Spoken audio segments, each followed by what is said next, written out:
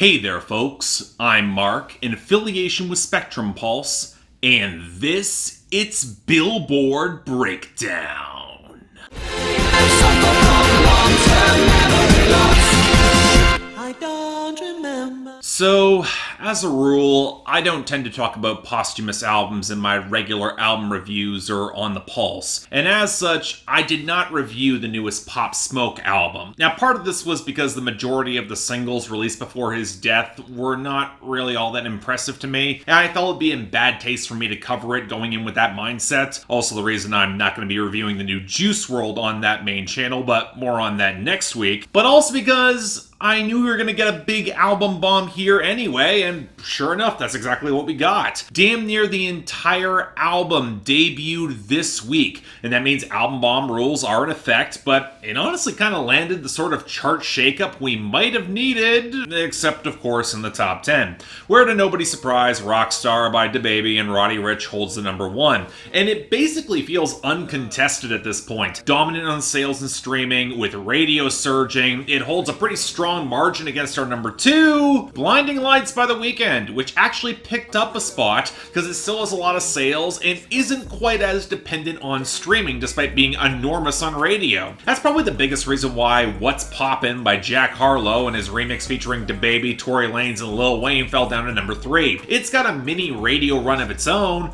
but it's making up ground, and it's more dependent on the streaming that was dominated by Pop Smoke this week, and it does have weaker sales. This takes us to Savage by Megan Thee Stallion featuring Beyonce holding at number 4, which is actually pretty steady across the board, but is just lagging where she would need to make up the margin, which is something I would also say for Rose's I'm in Beck remix by St. John at number 5, but it spent most of this week jockeying for position on the radio, as it picked up sales and weathered the storm on streaming. Speaking of that, we actually did get a Pop Smoke song debuting in the top 10 for the night with Lil Baby and DaBaby at number 6. We'll talk more about the song later on, but it's here because of streaming and some actually decent sales, but given what I'm expecting from Juice WRLD coming next week, this is not gonna last. Then we actually saw a couple of gains here. Watermelon Sugar by Harry Styles rose up to number 7 as the radio and sales picked up, and Blueberry Faygo by Lil Mosey went up to number 8 on mostly stable streaming and radio, although I'd probably chalk up its success more to the failures of the songs below it, as Say So by Doja Cat and Nicki Minaj fell to number 9, and Intentions by Justin Bieber and Quavo went down to number 10.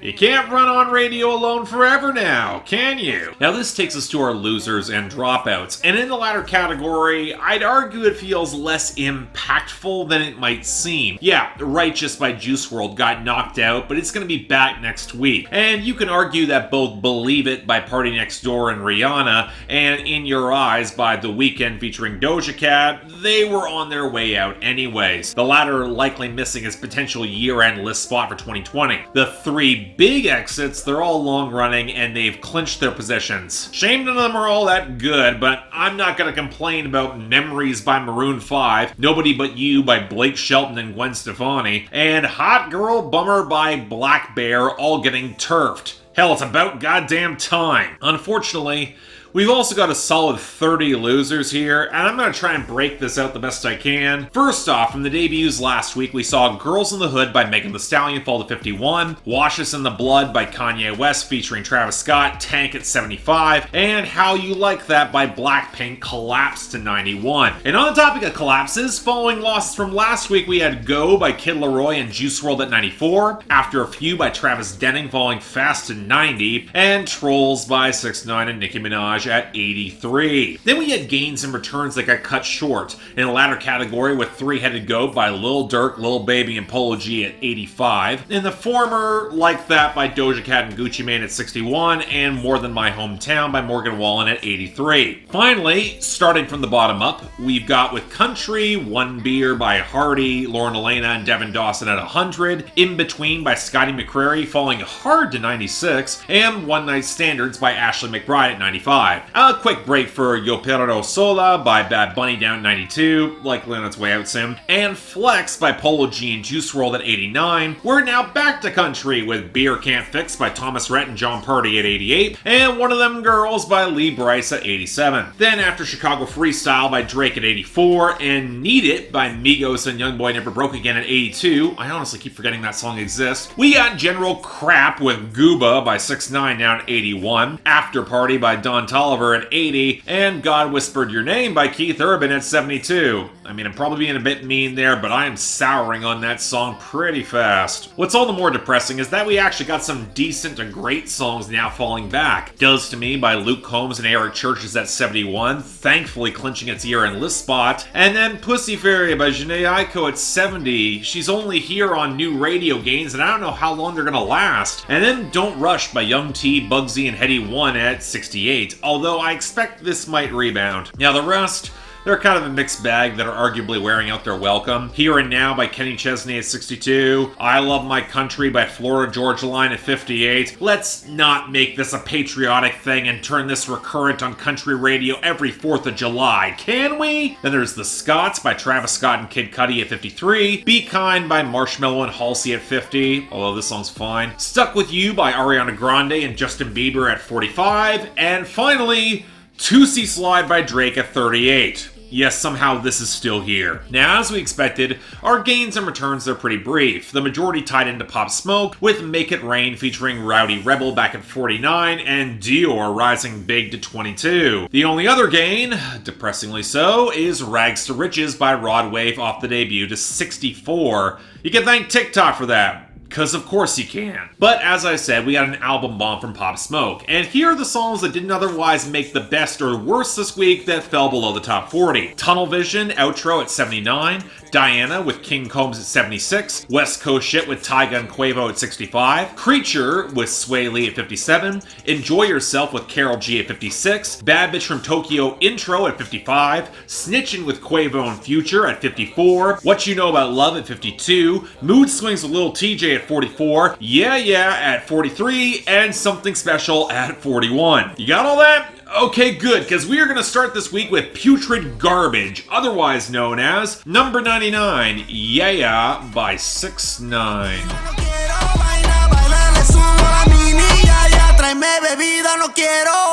See, this is exactly what I was expecting for 6ix9ine, because it's analogous to what happened the last time. He did his Spanish crossover single where it downplays his aggressively obnoxious personality for him to croon a little bit. It does okay, but a little less than it should, and people start losing interest. Now granted, the blaring auto-tune against the rumbling clunk of the groove with the sample pitch shifted all over the place and the cruddy vocal mastering don't help, but it's such a flagrantly cynical move that it's not a surprise it's not working twice, especially without someone like YAYA to open up that inroad. He'll probably be on the remix, who knows? Because it's not like the content is interesting here either. It's him hooking up with a bad girl, who even he describes as a gold digger. I mean, I thought his appeal was his callous disrespect, not this. Again, I'll keep repeating it. 6ix9ine is incredibly limited as a personality. In these attempted crossovers, they prove it again and again. So yeah, it's a bad song. I hope he goes away. Next, number 74, Life's a Mess by Juice WRLD and Halsey. I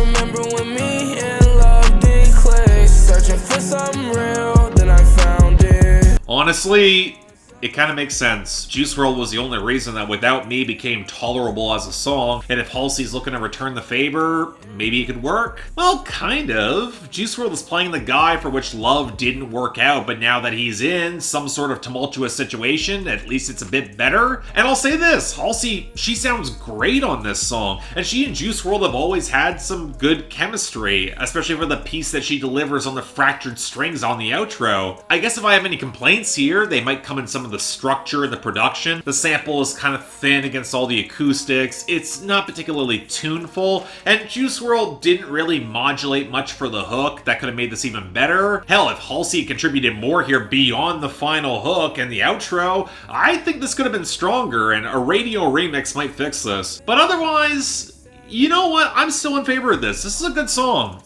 check it out if you're curious. Next up, number 63, Said Some by Moneybagg Yo. They still ain't saying that. We gon' trap this bitch out till the feds come. Run it up, huh? What she say? I thought a pussy hoe said something. How I go when I'm talking, you listen.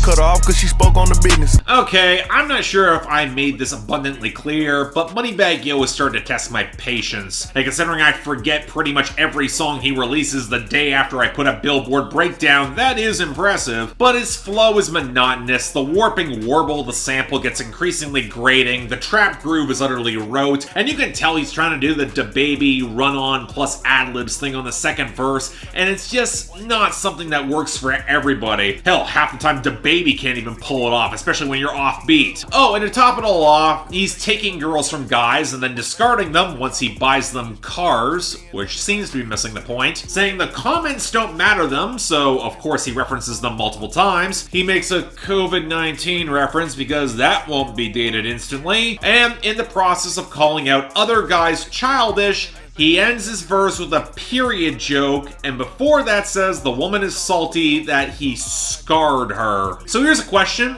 What has this guy really added to the game? Can we move past him regardless? Number 39, 44 Bulldog by Pop Smoke. So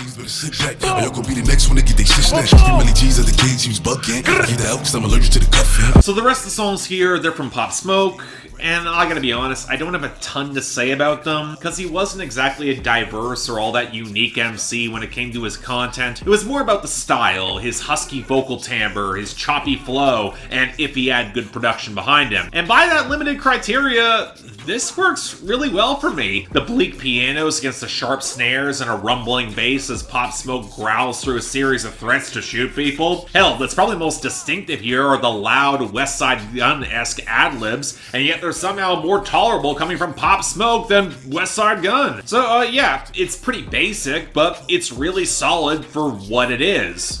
And on that note, number 37, Gangstas by Pop Smoke. If my ops just chillin' in the foreign, then my niggas short up the phantom. Kind of a similar approach here. Pianos, a trap-inspired rumble, albeit a little less intimidating with the cleaner production, and Pop Smoke growling through a series of threats, with the most notable note coming in a disdainful intro that's cussing out what we think is 6ix9ine, which I'm just fine with. Outside of that, though, it is really only a single verse, probably charted this high because of the 6ix9ine mention, and really beyond that, it's just not particularly interesting. It's not bad, though. Most times, I'll still take it. Number 34, Aim for the Moon by Pop Smoke featuring Quavo.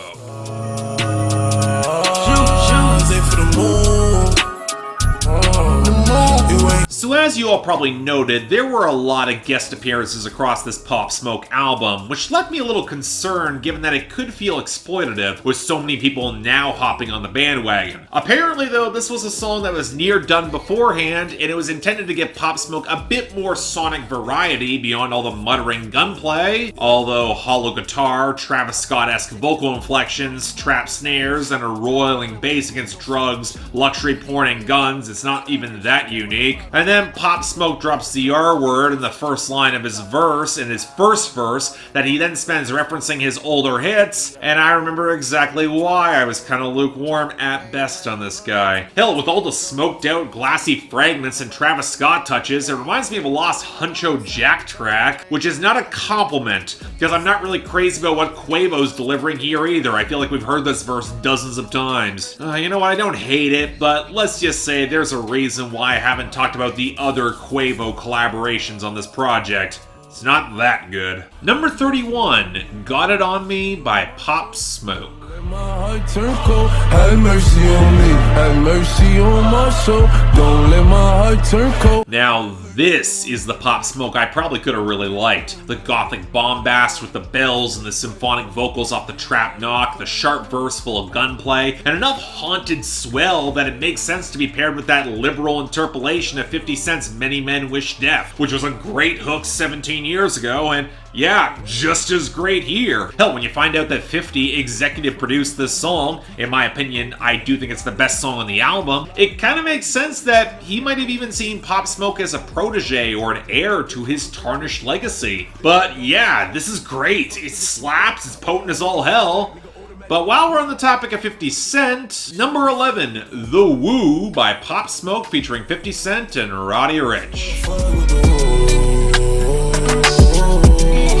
This should be better than it is. Now, on some level, that might not make sense. We got Pop Smoke crooning through another Travis Scott imitation really quite well. A lot of sharp, cascading sputters of guitar that Roddy Ricch can bounce off effectively on a song that's all about girls that want to fuck with them as gang members. And you know, as someone who is no big fan of 50 Cent, his verse is on point here, and he's got that sneering potency that's always made his best songs. And it's a goddamn shame that Pop Smoke chose to flip Candy Shop for his third verse, dropping into a different key to interpolate one of the worst hit songs of the 2000s. I mean, it's frustrating because this had all the components to sound great, but that final verse just killed it for me. It's not bad, but man, this should be much better. And finally, number 6, For the Night by Pop Smoke featuring Lil Baby and Da Baby. And I know how to fight.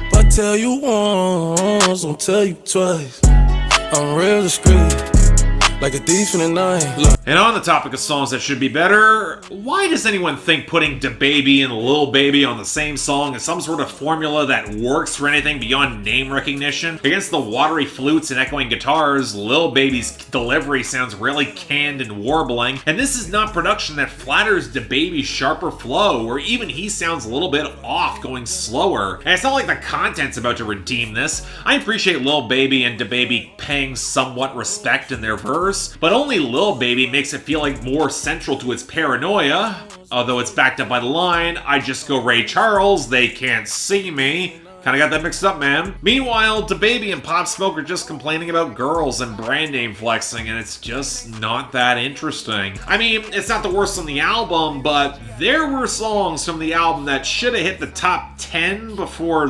this. That's all I'm saying. But that was our week. Kind of all over the place, but at least falls out pretty quick. Said Some by Moneybagg Yo nails the dishonorable mention, while YAYA by 6ix9ine gets the worst easily. But the best of the week's actually a bit trickier. Well, okay, Got It On Me by Pop Smoke is the obvious best, but I'm actually going to give it a tie for the honorable mention. 44 Bulldog from Pop Smoke, and Life's a Mess by Juice WRLD and Halsey. Yeah, I'm about as surprised with the latter one as you might be too. Now, better deal with that surprise fast, because the Juice WRLD album bomb is likely coming big next week.